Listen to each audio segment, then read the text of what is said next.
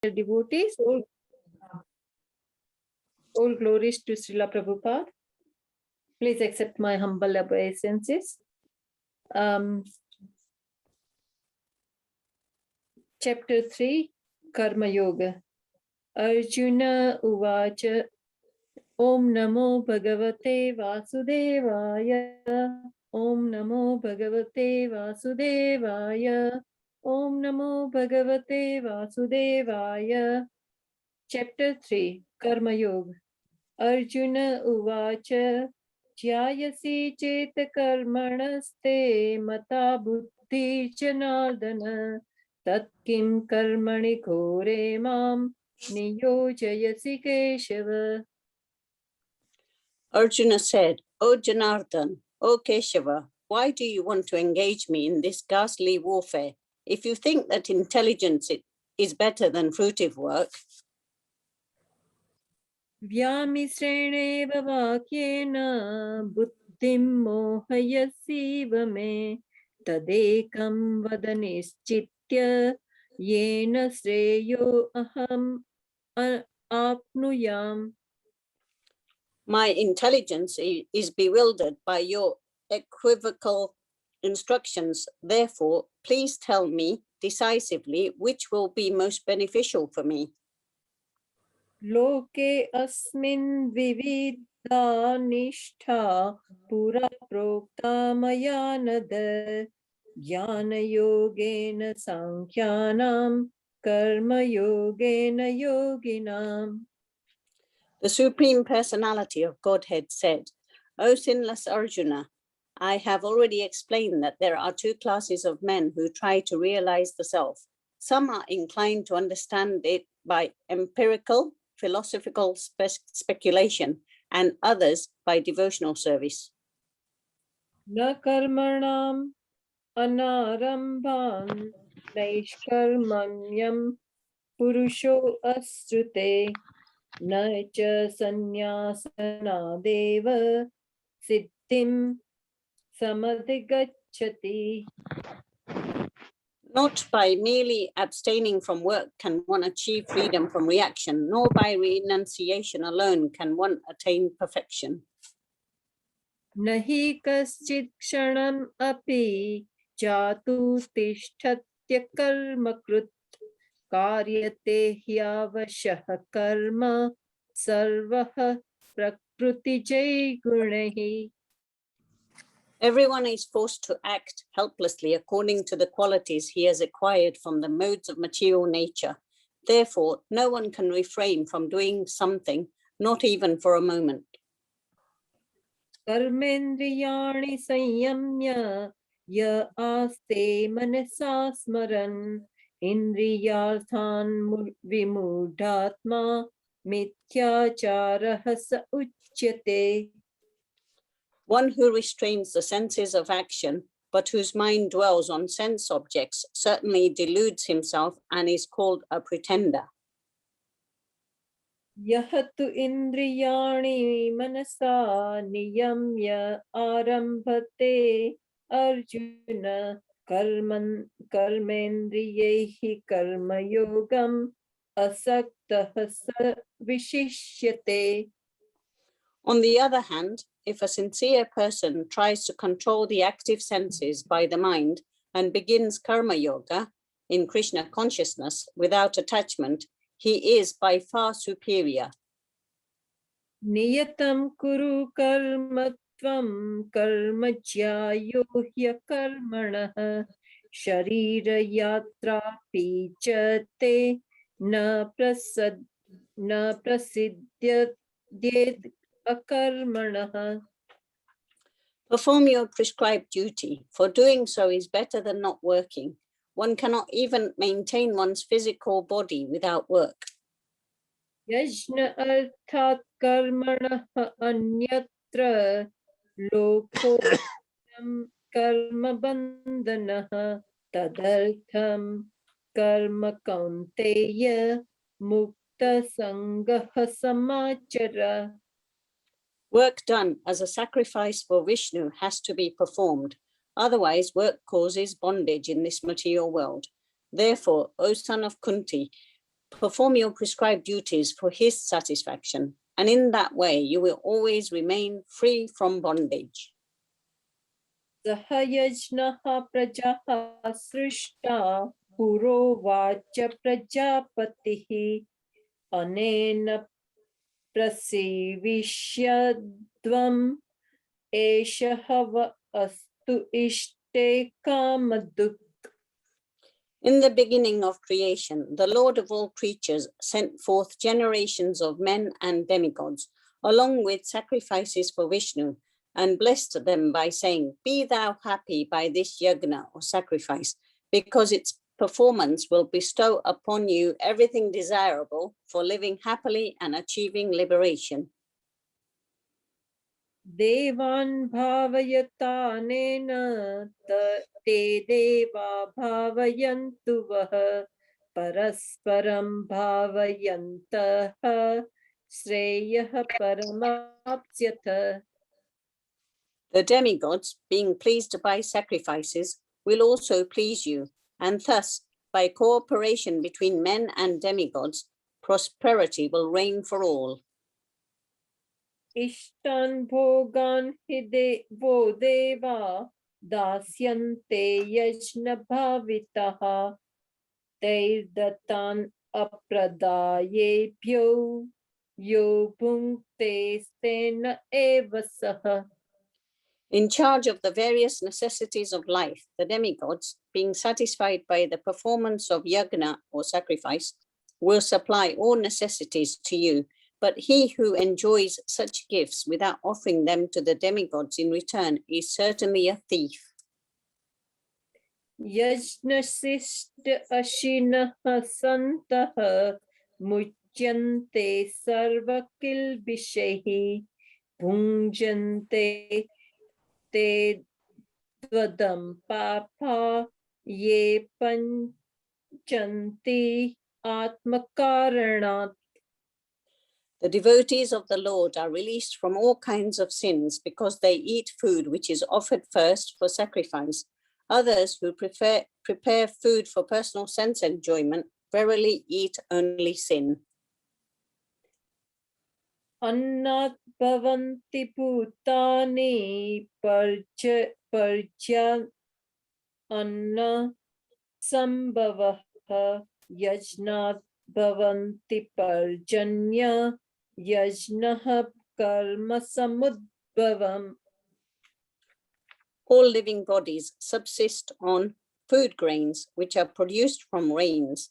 Rains are produced by performance of yagna or sacrifice, and yagna is born of prescribed duties. Karma brahma udbhavam vidhi brahma akshara samudbhavam tasmat sarvagatam brahma nityam yajne pratishtitam. Regulated activities are prescribed in the Vedas, and the Vedas are directly manifested from the Supreme Personality of Godhead. Consequently, the all-pervading transcendence is eternally situated in acts of sacrifice.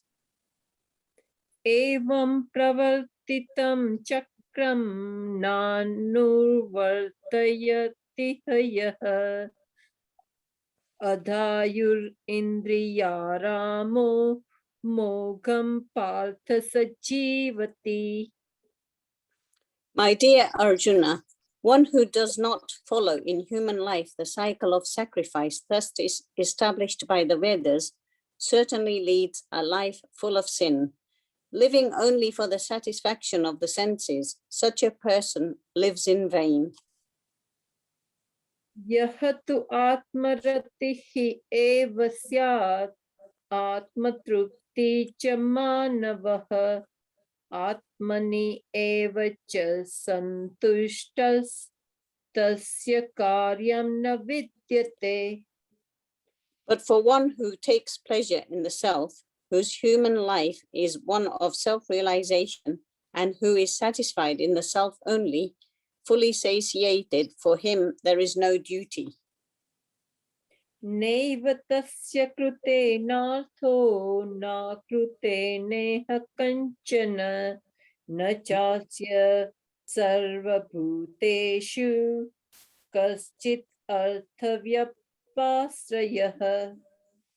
A self-realized man has no purpose to fulfill in the discharge of his prescribed duties, nor has he any reason not to perform such work, nor has he any need to depend on any other living being. तस्मात् असक्तः सततं कार्यं कर्म समाचर असक्तो हि आचरन् कर्म परम् आप्नोति पुरुषः. Therefore, without being attached to the fruits of activities, one should act as a matter of duty, for by working without attachment, one attains the supreme. कर्मणैव हि संसिद्धिम् आस्थिता जनकादयः लोकसंग्रहम् एव अपि सम्पश्यन् कर्तुमर्हसि. Kings such as Janaka attained perfection solely by performance of prescribed duties. Therefore, just for the sake of educating the people in general, you should perform your work. यद्यदाचरित् श्रेष्ठस् तत्तत् देवेतरो जनः स यत् प्रमाणं कुरुते लोकस्तद् अनुवर्तते. Whatever action a great man performs, common men follow, and whatever standards he sets by exemplary acts, all the world pursues. न मे पार्थास्ति कर्तव्यं त्रिषु लोकेषु किंचन नानवाप्तम् अवाप्तव्यं वर्त एव च कर्मणि. O son of Pritha, there is no work prescribed for me within all the three planetary systems, nor am I in want of anything, nor have I a need to obtain anything, and yet I am engaged in prescribed duties. Hare Krishna. Hare Krishna. Thank you so much, Pragna Mataji and Kirti Mataji, for reciting. That was really wonderful. Thank you. Okay. Right, so we are on chapter 3 now, Karma Yoga. And today we will be discussing the verse 5 from chapter 3. So give me 1 minute and I will share the screen.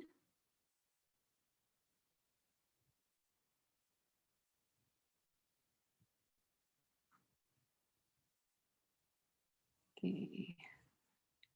You can see the screen? Yes. All right, okay. Thank you very much. So this chapter 5 actually is a very, very famous verse. In fact, when we first started studying Bhagavad-Gita, one of the verses that we had to memorize was the verse 5. So let's look at verse 5. Nahi kaschit chanamapi jatu tishtati akarmakrit karyate hi avashya karma sarva prakriti jair gune. Translation purport by Srila Prabhupada. Srila Prabhupada ki jai. Everyone is forced to act helplessly according to the qualities he has acquired from the modes of material nature. Therefore, no one can refrain from doing something, not even for a moment. Does anybody want to read the purport? I don't mind. Okay, go ahead, please. It is not a question of embodied life, but it is the nature of the soul to be always active. Without the presence of the spirit soul, the material body cannot move. The body is only a dead vehicle to be worked by the spirit soul, which is always active and cannot stop even for a moment. As such, the spirit soul has to be engaged in the good work of Krishna consciousness. Otherwise, it will be engaged in occupations dictated by the illusory energy. In contact with material energy, the spirit soul acquires material modes. And to purify the soul from such affinities, it is necessary to engage in the prescribed duties enjoined in the Shastras. But if the soul is engaged in his natural function of Krishna consciousness, whatever he is able to do is good for him. The Srimad Bhagavatam, Canto 1, Chapter 5, verse 17 affirms this.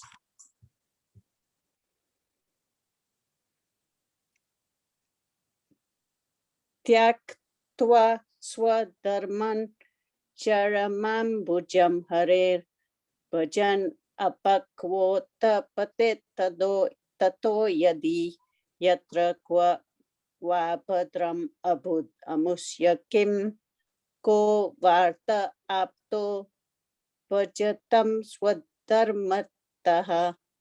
If someone takes to Krishna consciousness, even though he may not follow the prescribed duties in the Shastras or execute the devotional service properly, and even though he may fall down from the standard, there is no loss or evil for him.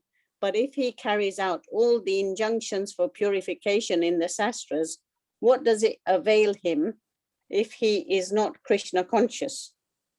So the purificatory process is necessary for reaching this point of Krishna consciousness. Therefore, sannyasa or any purificatory process is to help reach the ultimate goal of becoming Krishna conscious, without which everything is considered a failure. Hare Krishna. Thank you, Kirti Mataji.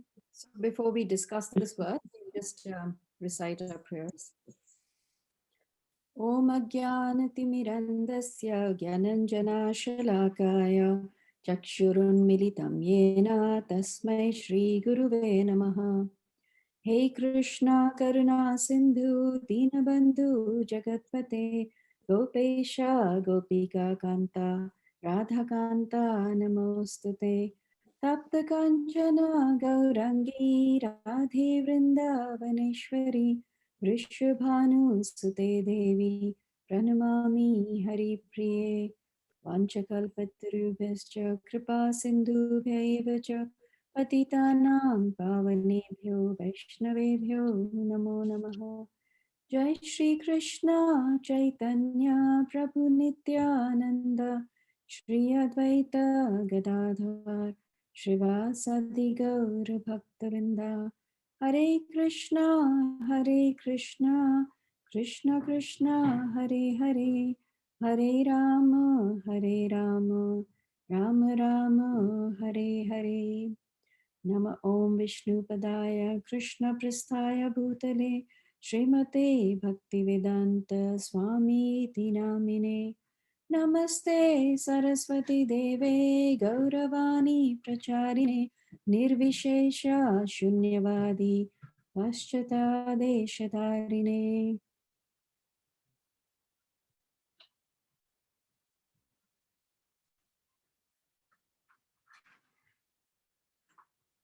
Okay.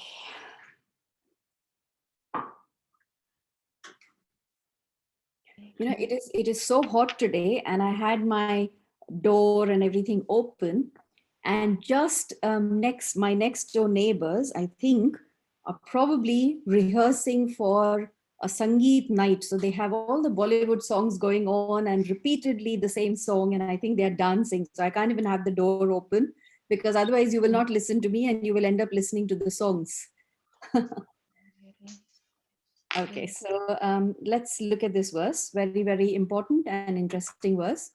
It is actually kind of following the past few speakers have been discussing this, because so chapter 3 starts with where Arjuna is actually confused.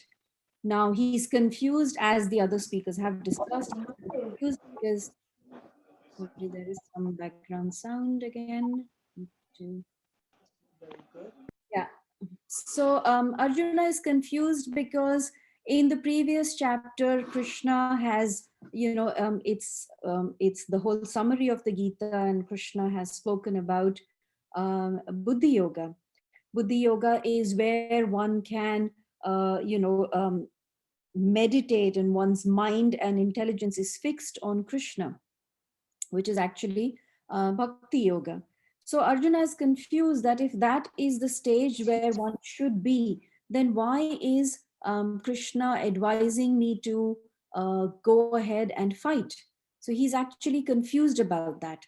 And because he's confused, he's asking these various questions. And Krishna has been replying to these questions. Just give me 1 second. So Krishna has been replying to these these set of verses from verse number 3, 4 to like 9 is where Krishna talks about karma yoga. But first of all, let us understand that what is Arjuna's confusion? So because Krishna has spoken about Buddhi Yoga and Bhakti Yoga, so Arjuna is confused. He has this misconceived. He thinks that spiritual life actually means being retired from activity. And this misconception is shared by a lot of us as well. We all tend to think that spiritual life means going away to a secluded place and being alone and meditating and not performing any kind of activity. But this is a misconception that people have. And obviously, we will talk in this verse about this misconception. But just to highlight what Prabhupada said about this, he said that, in order to go away from material activities, one has to then get attached to Krishna conscious activities. And he gives the analogy, he says that if you want to put milk in a glass which is already full of water, you'll have to first remove the water from that glass. Otherwise, you cannot put the milk in. Obviously, you can put it, but it'll be mixed, so you can't really put the milk in. So what Prabhupada is saying is that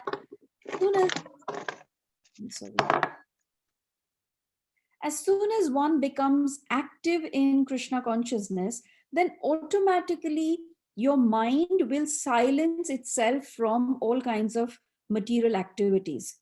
But if you think that just by performing absolutely no activity, you can then transcend, then that is very difficult.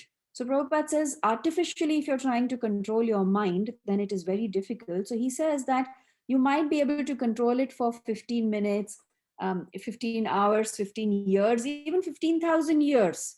But the mind is very, very strong. And there will come one time when, the mind will start thinking about other sense gratification activities.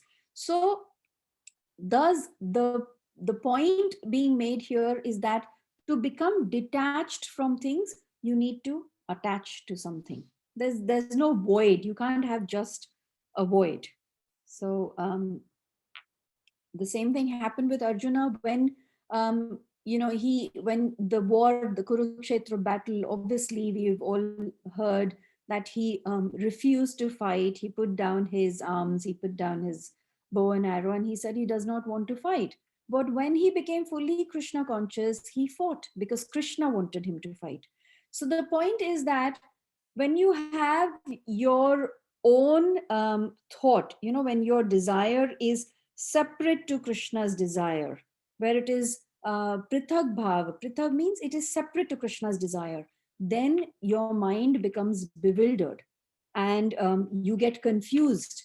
And there is then misery because your desire is separate to Krishna's desire. And that is why, sorry, again, there's a lot of sound today.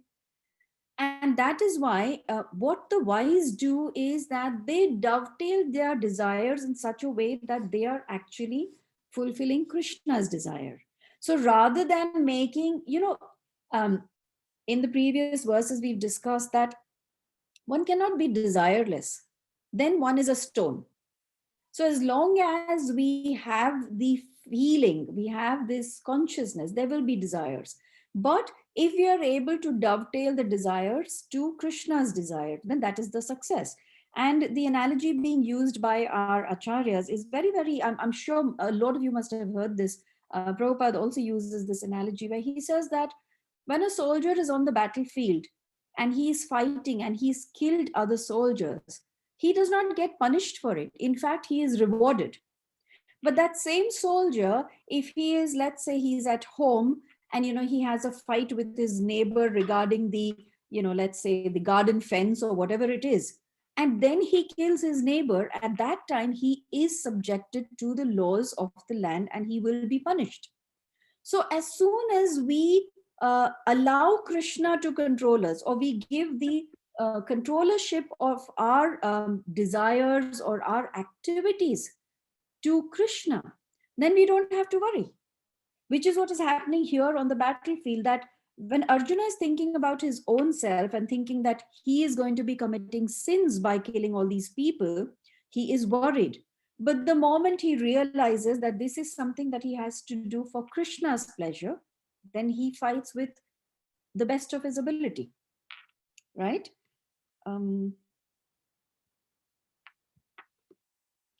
So in the purport, Prabhupada says that it is the nature of the soul to always be active. We cannot be inactive. Arjuna was thinking also that, if I perform this activity or if I perform sinful activities, then I will be bound by karma and will be punished. It is this cycle where I perform this activity, so I'll get karma, so I'll have to come back again in the next life. So if let's say, somebody thinks that best is that I won't perform any activity, but that does not happen, because all of us, some of you may think that, I'm sitting here listening to the Bhagavad-Gita, I'm not performing any activity. But the problem is that all of us at any point of time are constantly performing activities, whether it is with our mind or whether it is, subtle, we are doing some activity, because the point being made here is that the nature of the soul is to always be active. Not even for one moment, shanam api akarmakrit, it cannot stay even for one moment without performing some activity. Why is that? The reason is that when we are in this material world, we are being controlled by the three modes of the material nature, constantly being controlled. So the modes are called gunas or qualities. Now these gunas, they are constantly controlling us. Like you can see, we are like puppets being controlled by these gunas. The three gunas, as I'm sure most of you will know, is the mode of goodness, passion, and ignorance. So all of us are, as soon as we come to this material world, we are constantly being controlled by the three modes of nature.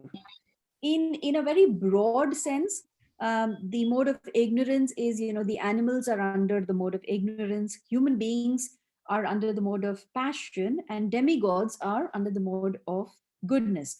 Obviously, this constantly changes and interacts with each other. It is not that we are under only one mode. There's different modes acting at all time. So because we are being controlled by the modes of material nature, so we cannot stop our activity. And we will see that each and every one of us are always acting under the influence of these three modes.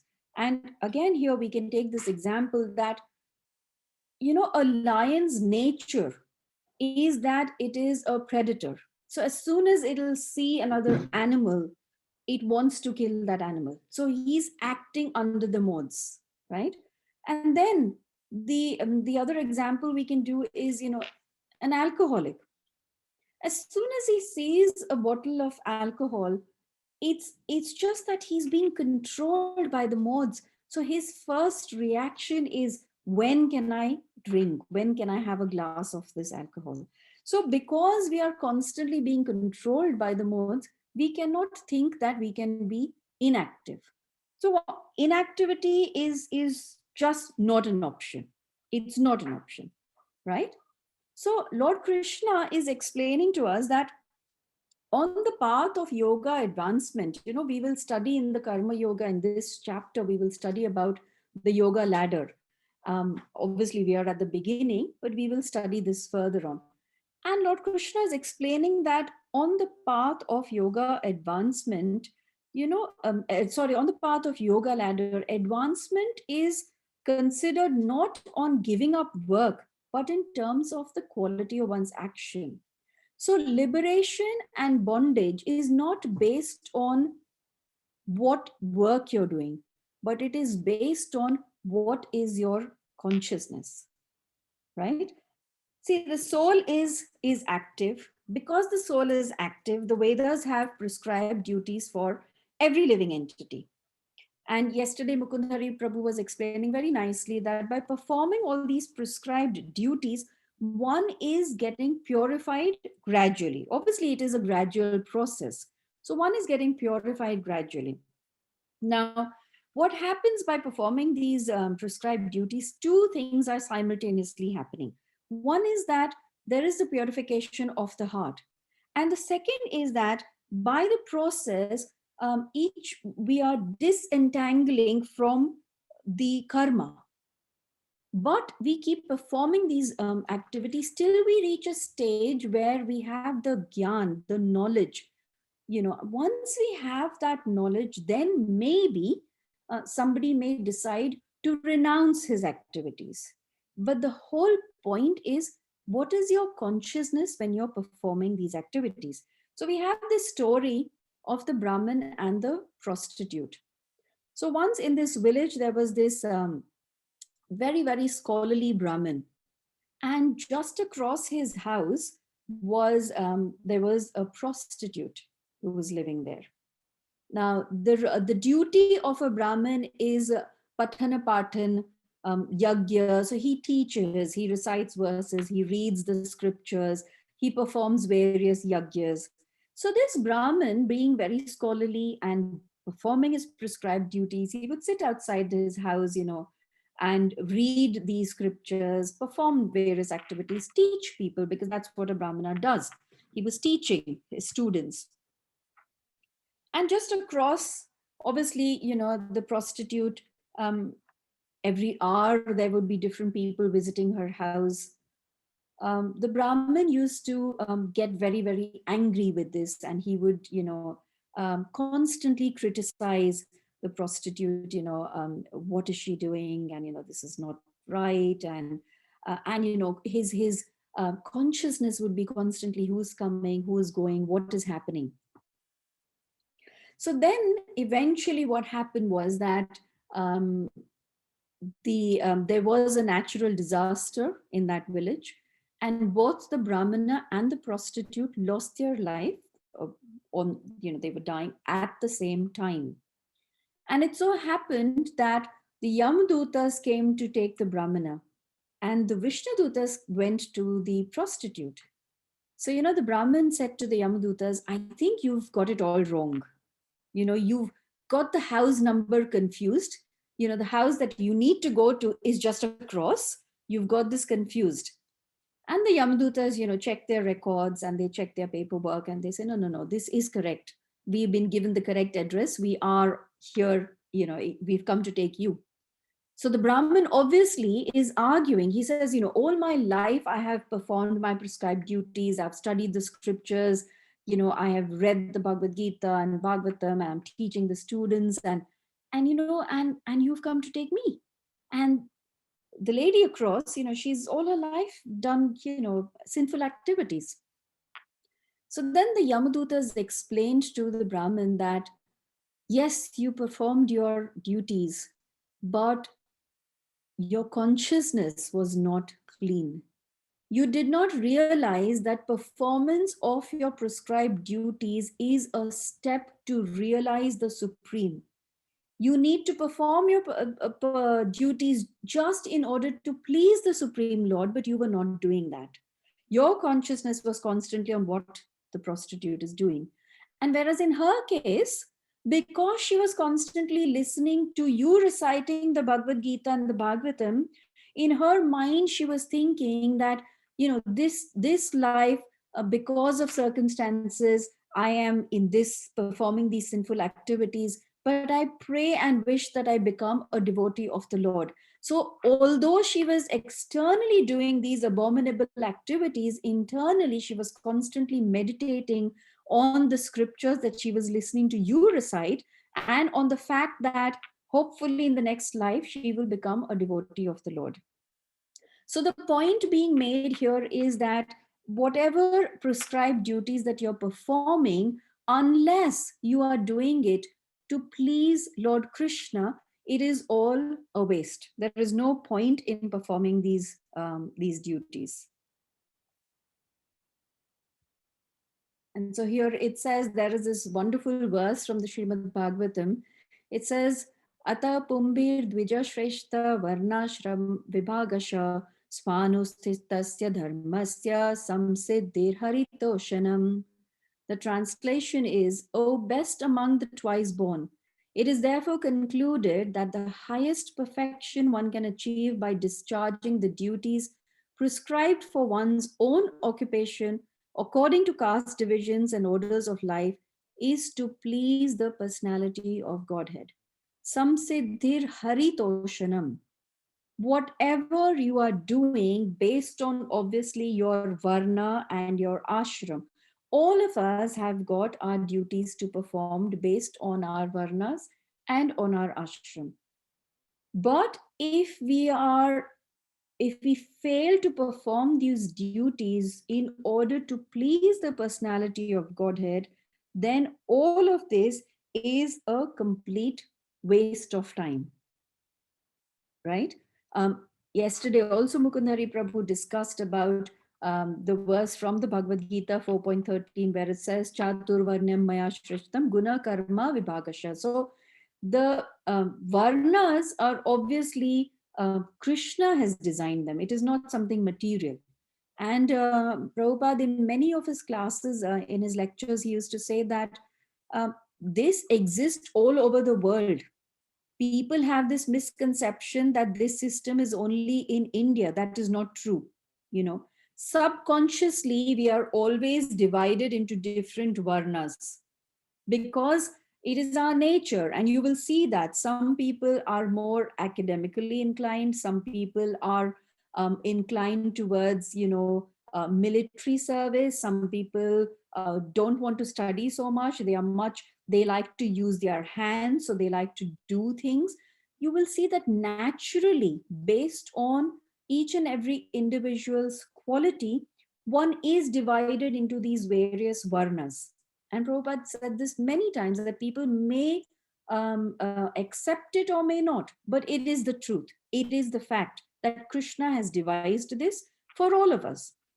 But the point is, while performing your prescribed duties, whatever it is based on your psychophysical nature, if you are not dovetailing it towards pleasing the Supreme Personality of Godhead, then those prescribed duties are a waste, which is what we saw in the case of the Brahmana. Yes, he was performing his duties, but his consciousness, his goal was not to please the Lord, right? And that is why the end for him was something that he had not expected. On the other hand, very important to understand is that once we reach the stage of bhakti, when we say bhakti, we are talking about pure devotional service. When we reach the stage of pure devotional service, then we are not tied to performing these prescribed duties, whether, whatever varna we may be, whatever it may be. So this is a very interesting verse from the purport of Srimad Bhagavatam 2.4, 3 and 4. And this is being spoken by Srila Madhavendra Puri, as is described here. He is the grand spiritual master of Lord Chaitanya. So he stopped all his karma kandya obligations, and he said, he uses these words, and I will just recite it. It's very beautiful. He said, Sandhya vandana bhadramastu bhavato bo snana tubhyam namo bho deva pitarascha tarpana vidho naham shama shamyatam Yatra kvapi nishadya yadava kulottamasasya kamasadvisha smaran smaran agham harami tad alam manye kim anyena me. So the translation is, O my evening prayer, all good unto you. O my morning bath, I bid you goodbye. O demigods and forefathers, please excuse me. I am unable to perform any more offerings for your pleasure. Now I have decided to free myself from all reactions to sins simply by remembering anywhere and everywhere the great descendant of Yadu and the great enemy of Kamsa, Lord Krishna. I think that this is sufficient for me. So what is the use of further endeavors? So here very clearly it is being said that once we reach this stage of pure devotional service, then of course we don't have to perform our prescribed duties. And Prabhupada in the purport also is explaining the same thing. And he says, this is a verse from the Srimad Bhagavatam, Canto 1, Chapter 5, and verse 17. In the purport it is there, so all of you must, you've heard it already, but we'll still recite it again. Or I'll rather just read the English. It says, if someone takes to Krishna consciousness, even though he may not follow the prescribed duties in the Shastras or execute the devotional service properly, and even though he may fall down from the standard, there is no loss or evil for him. But if he carries out all the injunctions for purification in the Shastras, what does it avail him if he is not Krishna conscious? So it's so beautiful. I'll just pick up some of the words from this verse where it says that Tyakta sadharmam charanam bhujam harer, charanam bhujam harer. If you are performing all the duties, but you are not taking charanam bhujam harer, if you're not taking the names of Lord Hari, what is the use? So the lowest platform for anybody, of course, is that one does not believe in performing their prescribed duties, and one thinks that just goes through life, and Prabhupada would say that that's an animal life, where you just are not willing to accept that there are duties given to you. Every individual, every living entity has duties, and one must perform that. The next stage of that is that, yes, you accept that and you perform your duties. But the highest stage, obviously, is the stage of Bhakti Yoga. Because once you come to Bhakti Yoga, then whether you perform your duties or you don't, it doesn't matter. The underlying thing and the point to stress is that we have to come to that stage where, like Madhavendra Puri, we are remembering Krishna anywhere and everywhere. So till we don't come to that stage, obviously we have to continue performing all our duties. Prabhupada says that one can test oneself. I'm going to stop sharing here. One can test oneself how spiritually advanced you are by seeing whether we've been able to minimize our material attachments. And here again, we will see that Arjuna, when he started out, he started by saying that he cannot kill his family members because it is sinful. He will incur the bad karma, so he was attached to so many things, not just to his family. He was also attached to the fact that he might have bad karma. So he was attached to so many things. But eventually he sacrificed everything for Krishna. His sentiments, his connections, everything for Krishna. He was a Kshatriya. He was a householder. He was from the royal family. He had, wealth. He had, obviously at that time, the wealth had been taken away, but, he belonged to that family. He had so many wives. But in the real sense, Arjuna was a sannyasi. Because after listening to the instructions of Krishna, he was able to sacrifice everything for the pleasure of Krishna. So a real sannyasi is somebody who is able to renounce everything for the pleasure of Krishna. Prabhupada many times says that it is not your external, what you wear, just by giving up your householder dress and taking on this orange does not make you a sannyasi. It's all here. Are you able to actually control your mind, and are you able to renounce everything here also? Last week, I remember we discussed this, that, somebody may say that I'm going to the forest, and you're renouncing one wife, but you're carrying 6 wives with you. And the 6 wives are your mind and the 5 senses. So that kind of renunciation is not something that is being advocated by the Bhagavad-Gita, but the kind of renunciation that Arjuna did, being, he did not, externally, he was everything. He was a Kshatriya, whatever else, but he was able to renounce. So for us also, it is very important, that at every stage we try and test ourselves that how advanced, or am I actually on the right path, and am I making progress spiritually? And how can we test ourselves is, am I prepared to sacrifice everything for Krishna, like Arjuna did? That is the test for our spiritual advancement.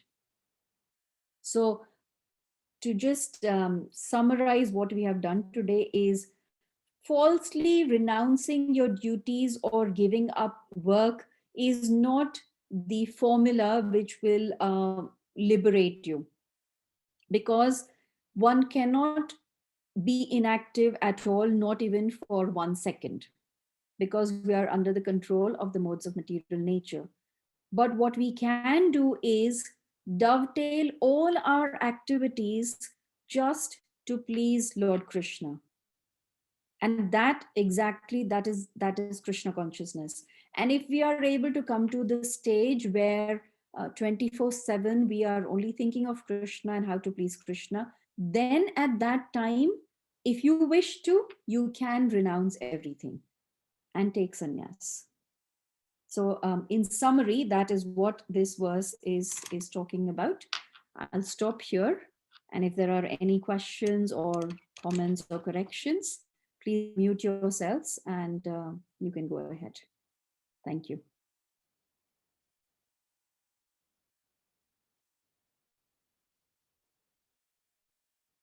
No questions? No comments?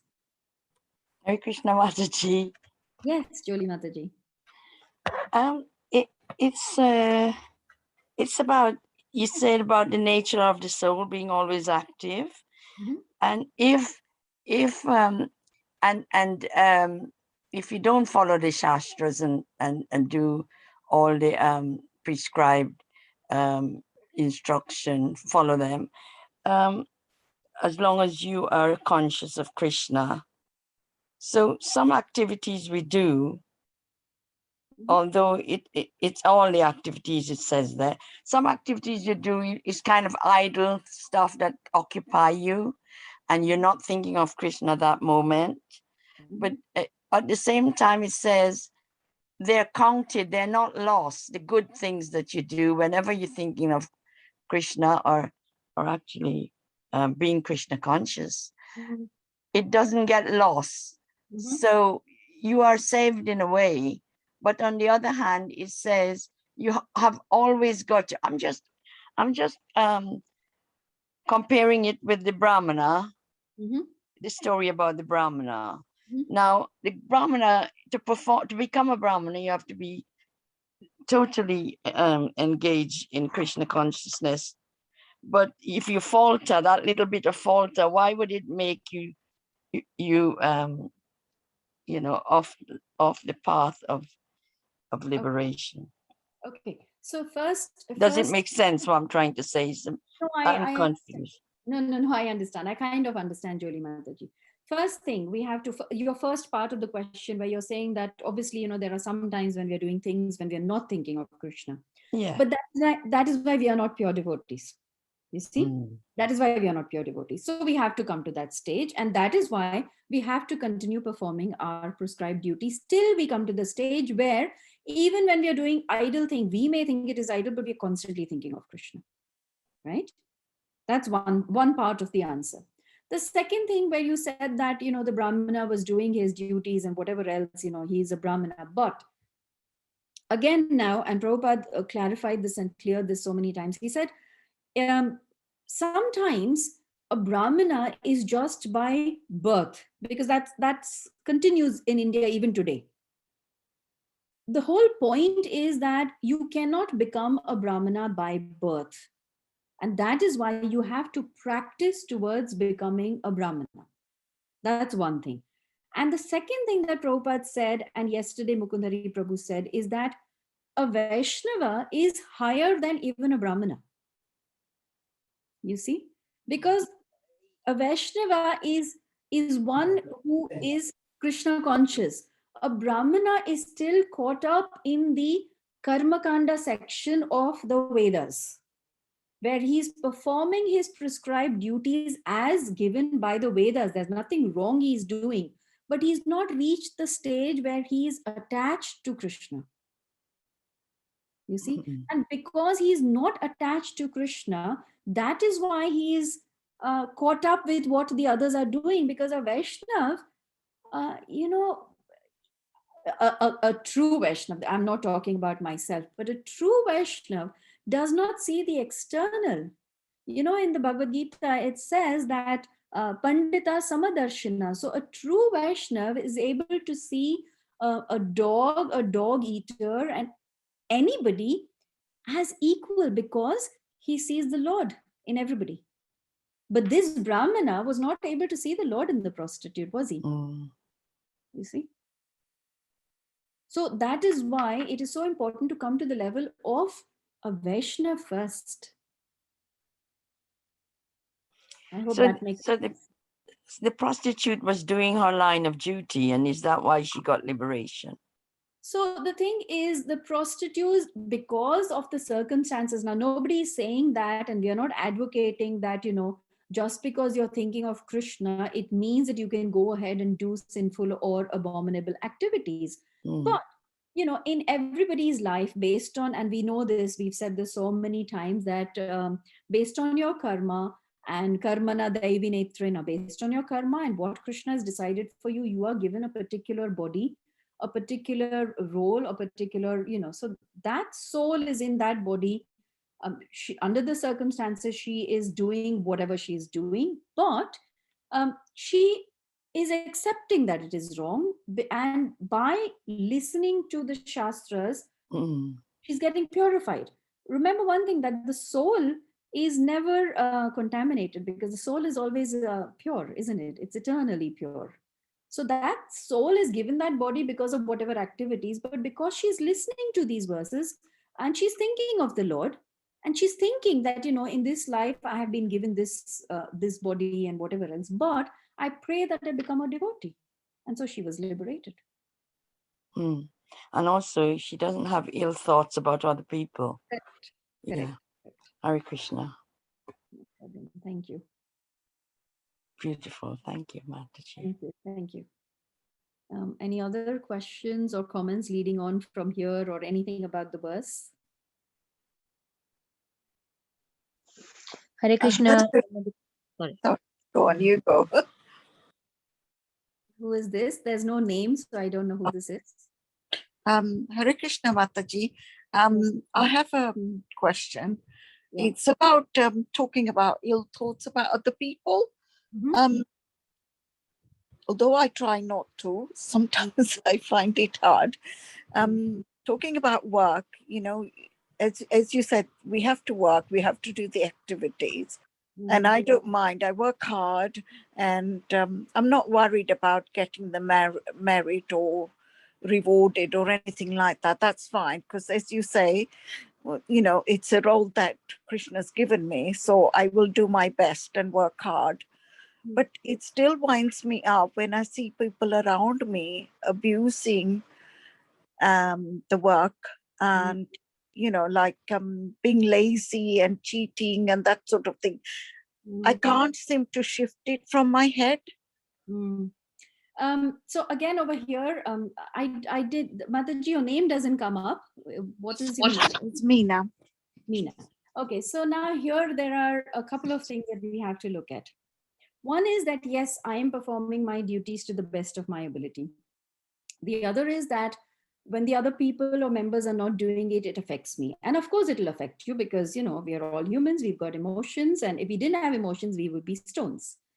So there are three things. And this is a formula that Gaur Gopal Prabhu always uses in his classes. So Gaur Gopal Prabhu says, this is the car formula. If you can change the situation, so if you think that by addressing the situation in whichever way, whatever is the right way, speaking to the authorities or speaking to the members or, the manager, if you think you can change the situation, then yes, you must act and change the situation. Then comes the A. If you think that, there's nothing that you can do, because that's how it's going to be, no matter whether the management interferes or whatever, people are not going to change, accept what you can't change. Okay. And the third thing is remove yourself from that situation. Now, that does not mean that you're leaving the job. When you say remove yourself, that means you remove your thoughts and your consciousness from what is happening around you, because you cannot change the situation. You are finding it difficult to accept that, people are like that. So you will have to withdraw yourself, withdraw your consciousness from these things, continue with what you're doing, because that is, see, there are a couple of ways to look at it. What you're doing gives you happiness. You're not doing it because you want to prove it to somebody else. That is that's your nature. You like to give the best. It gives you happiness. Doesn't matter what the others are doing. So remember this car formula. This car formula can work in so many scenarios in our life. So I hope this kind of answers and helps. Yes, yes, that does. Actually, I've heard that before as well, but I've forgotten about it. Thank you for bringing it to light again. Yes, Yeah, people have said if you can't change anything, then correct. you have to live with it, basically. Correct. Try and change it if you can, but if you can't, you have to live with it. Yeah, Correct. thank you very much. Correct. Because this car formula can be used, like I said, in so many different scenarios. Sometimes we forget, Yes, okay, this scene also I can use the car formula. So yeah, thank you. no problem. Anybody else? Any other? There was somebody else was speaking Yeah, at the same Hare Krishna, Madhu Kumari Mataji. Thank you for the wonderful class. My humble obeisances to you. time. In the purport and the second paragraph after the Sanskrit verse, I couldn't understand the second paragraph at all. Can you bring that up, the slide up, please? Oh, you want me to bring the slide up? I can do that, or I can just hold on one second. Okay, because I have to read it again. Because when Mataji was reading it, and I couldn't understand why it was like that. I have got the slide up, but let me just see now.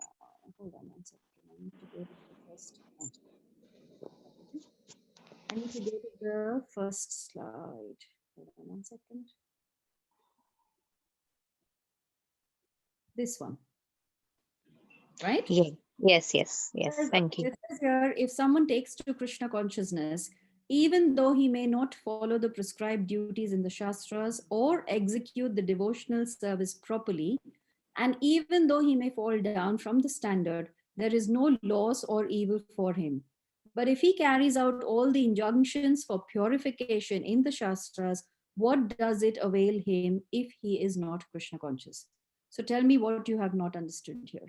Okay, so it says if someone takes to Krishna consciousness, so what we understand from Krishna consciousness is that we have to do our prescribed duties with knowledge and detachment and to please Krishna. So if it's saying fall down from the standard, then if you are not executing a devotional service properly, but aren't these offenses and this? No. So I was just confused. Why is it like that? Okay, so first things first. So it says that even though he may not follow the prescribed duties or execute if someone, and even though he may fall down. So first things first is that when we are performing our prescribed duties, what we have to remember is samsiddhir haritoshanam, that we are performing our duties in order to please the Supreme Lord. That's first. Okay.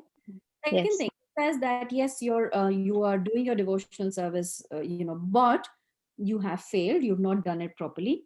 So remember, Mukundari Prabhu also spoke about this verse yesterday, where it says, Neha Bikrama Nashosti Pratyavayo na Vidyate.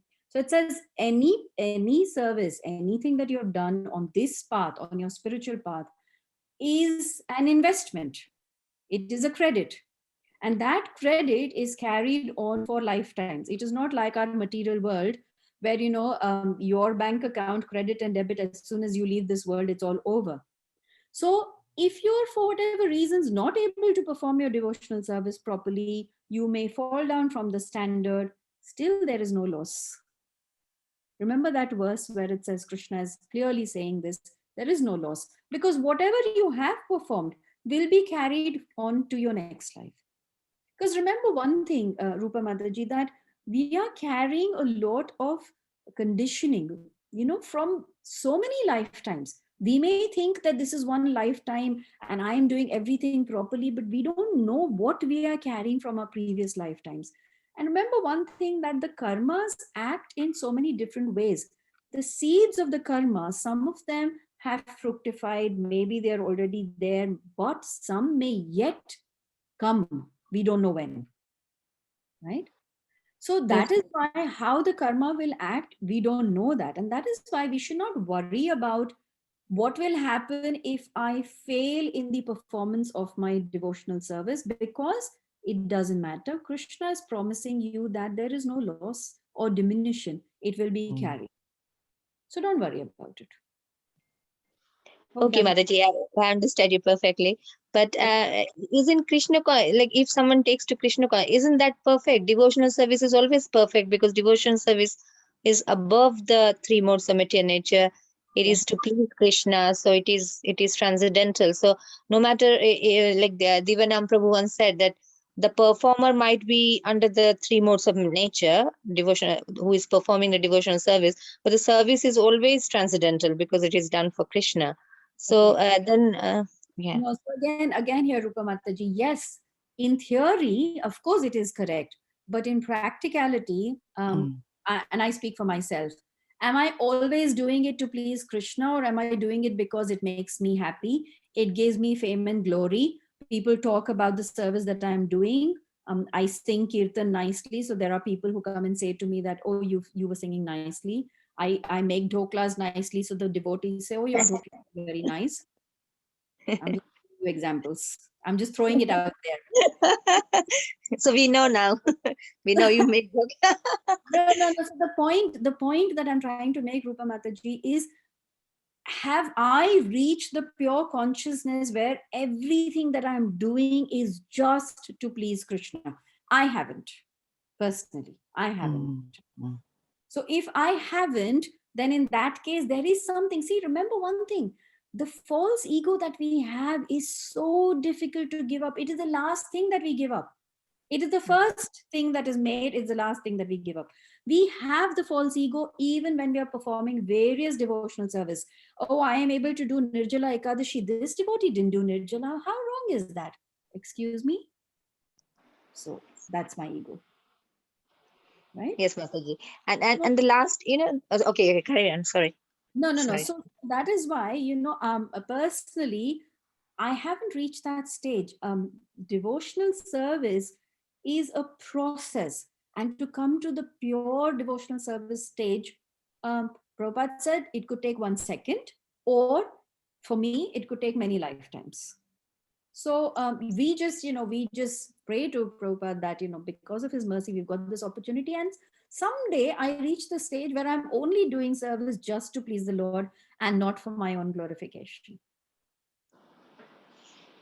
Yes, Mataji, thank you very much. The last three, I want to see the last three sentences as well. When Mataji was reading, I was thinking, I can't understand so many things. Okay, that's fine. No, that's fine. You're asking questions. It's helping everybody, I'm sure.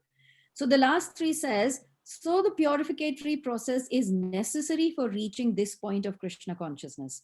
Therefore, sannyas or any purificatory process is to help reach the ultimate goal of becoming Krishna conscious, without which everything is considered a failure.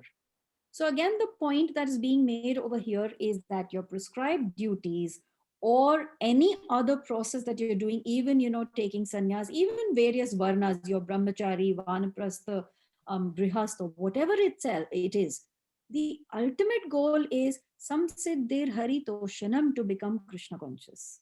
So if you're a sannyasi, but if you're not Krishna conscious, Like the example in the story of the Brahmin and the prostitute, you are a Brahmin, you are reciting the verses, you're reading the Vedas, you're performing your duties, but you're not Krishna conscious, then it's a failure. Okay, yes, yes. I understood it the other way around. I was thinking it is saying that you have to become, I mean, you have to become you have to go to sannyas stage. And I was thinking, no, yesterday we was told that you don't have to leave everything and go to the sannyas stage. You have to, purify yourself, and all the varnashram is for purification. So I was thinking, why is it telling us to go to sannyas stage? Okay, now I understand. Thank you, Madhu. Sannyas or any stage is to help us to reach that goal. But if you don't reach that, it's waste. Oh, lovely. Thank you so much. Wonderful. Thank you, Mataji. Hare Krishna. No problem. There is one message on, it says, I recall hearing from Srila Prabhupada in one of the YouTube memories of Srila Prabhupada by first generation devotees, that there were those coming to him and wanting to become devotees. And as soon as Srila Prabhupada realized that the person was running away from his family duties and using ISKCON to avoid doing family duties, Srila Prabhupada said clearly that ISKCON is not for that purpose. Make excuses to avoid family life. So true. A lot of people, see, this is the comment that people say when somebody takes to spiritual life, that you're running away from the material life. No, we are not running away. And that is why ISKCON says, and that is why the Shastra says, Sthane Sthita, be in your position, whatever position you are in. You are a householder, you have a job, you are a family, you're a housewife or mother, father, whatever you are. Krishna consciousness is so beautiful that you don't have to change anything. You don't have to, you just have to bring Krishna into your world. You don't have to leave. Yes, you have to leave sinful activities, but you don't have to leave anything else. So yes, thank you, Prabhuji, for sharing this, because this is not what ISKCON advocates or what Prabhupada advocates and what Krishna is saying here in the Gita. He's saying, perform your prescribed duties. Don't run away from your duties till you have reached the stage of perfect knowledge, where you are then able to renounce, because you know you will be able to control your senses. Otherwise, don't renounce, because then definitely you will fall down. Right? Prabhupada gives this example that there are so many yogis and sannyasis in India who give up everything and go to the jungles and mountains and whatever else. And after some time, they come back. Yes, they come back thinking we're doing, setting up hospitals and charitable services. But the point is, you're still, getting caught in those things. So it's best that you don't falsely renounce things unless you are completely ready, unless you've reached that stage. So, yeah. Thank you. Any other comments? It's a good lesson here, Mataji, to teach us. We're privileged, really, to know Yes. what can befall us. Prabhupada said about Krishna's mercy is always there. It is your misuse of free will. You are given the opportunity. That is fortune, but you do not accept the fortune. That is your misfortune. Isn't that lovely? Yeah, because see, Prabhupada also said that what is darkness? Darkness by itself cannot exist. Darkness is the absence of light, right? So same way, when Krishna is giving his mercy to everybody. But if I'm going to turn away and I'm going to go and hide in a cave and I'm not going to take that, the sunlight doesn't come to me if I'm hiding in a cave. The mercy doesn't come to me if I open up to receive it. So that's my free will, where I have to open up to receive it. Mm-hmm. Yeah. Hare Krishna. Hare Krishna. Very nice. Krishna Mataji, can I ask one question? Yes. Can you just emphasize on devotional services? Because everybody's interpretation is different, isn't it? See, the thing is, actually, we should not have interpretations, because Prabhupada has clearly given us what devotional service means, right? Devotional service is anything that you're doing keeping Krishna in the center. Let's say that I am a mother of young children. I'm looking after my children. How is that devotional service? That is devotional service when you realize that these children are actually they've been given to me by Krishna. They are not mine. They are Krishna's children. It is my prescribed duty as a mother to look after these children to the best of my ability, both materially but also spiritually. Right? So that is my duty, and that is devotional service. That's one thing. When I'm cooking, I'm cooking for the family, but my consciousness is that I'm not really cooking for my family. I'm cooking for Krishna. When Krishna has this bhoga, it becomes prasad, and I give the prasad to my entire family. So that is devotional service. So devotional service actually means that you are conscious of the presence of Krishna each and every moment in your life and in every activity that you're performing. And it is possible, because when I was first told this, I thought, how is it possible? But it is possible. Like, I used to think, I'm going to work. How can going to work be devotional service? It can be, because when I'm going to work, whatever Lakshmi that I'm earning, I'm going to use it to either travel to various temples or to look after my children who are Krishna's children, to make my house in such a way that I can invite devotees, I can give them prasadam, I can serve the deities at home. So, everything is devotional service. What is the essential thing is your consciousness. The moment you change your consciousness from material to Krishna consciousness, everything is devotional service. I hope that makes sense. Thank you. Then what is bhakti then? Is that the same thing? Yes, bhakti is devotional service. Now, the important thing to realize is here that we always talk about association of devotees. So yes, what you're doing, your activities at home, looking after your children, the house, whatever is all devotional service. But in order to enhance our spiritual journey, we do need association of devotees. And that happens when we go to our various, Prabhupada has established so many ISKCON temples everywhere. So when you have the opportunity to go to the temple and perform devotional service in the association of devotees, that really fills your heart, and that makes, your spiritual journey, it like, rather than going slowly via the staircases to first floor and second floor and third floor, here you're given an elevator where you go right to the top floor. And that is why performing devotional service in the association of devotees is also absolutely amazing. And whenever we get the opportunity, we must try and do that as well. Okay, thank you, Mataji. That was very well put. Thank you. It's almost 9. If there are no other questions or comments, we can stop. Unless anybody has any burning questions, comments. Okay, I think that's all. Then we'll stop for now. Vanchakalpatrubhascha kripa Patitanam pavinebhyo vaishnavebhyo namo namaha. Thank you, Mataji. Thank you, Mataji. Thank you, everybody.